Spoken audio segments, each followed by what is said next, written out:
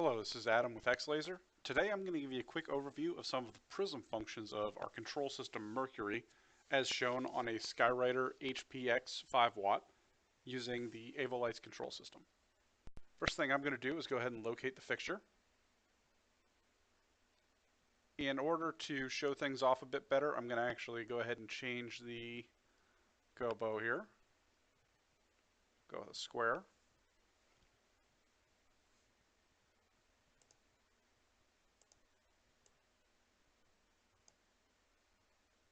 So I'm going to pull up the attribute editor here, but you can also do all of this from the encoders. And I'm going to go down here to my prism modes. In here I've got a whole bunch of very basic prisms, 1x2, 1x3, etc. For each of these prisms, I can also change our spacing on both the X and the Y axis. Can also change our rotation angle between the different facets of the prism.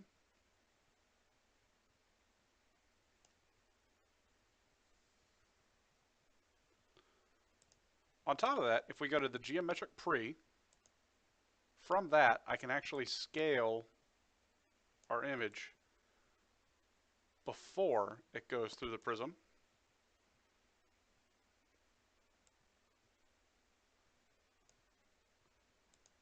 Or I can come to geometric post and I can scale it after the prism.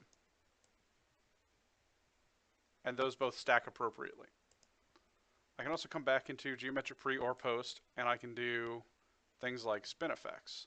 So I can give these a slow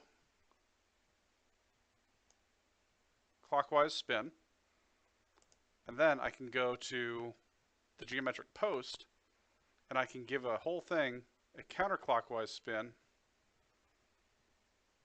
after the prism. So now each of the facets is rotating as well as the entire prism.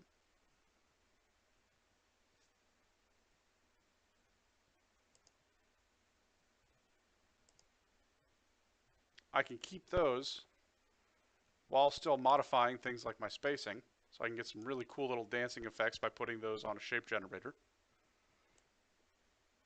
Change my offset so that they're never quite square to each other. And then, of course, change the prism mode.